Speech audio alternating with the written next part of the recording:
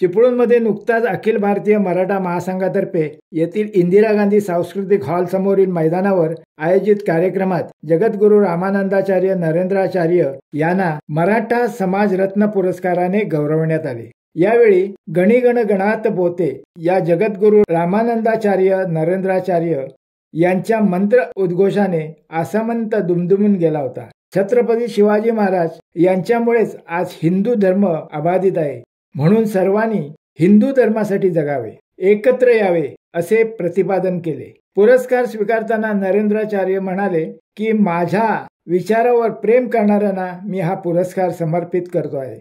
पुढे ते आपले मनोगत व्यक्त करताना म्हटले की तुम्ही जगा आणि दुसऱ्यांना जगू द्या, या विचाराने मी काम करतो।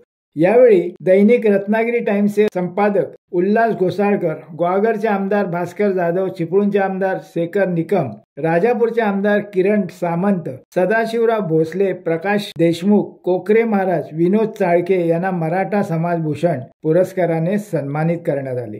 तर यावेळी योगीदा खाडे यांना क्रीडा पुरस्कार व हरीशदादा सावंत यांना क्रीडा क्षेत्रासाठी पुरस्कार देण्यात आला।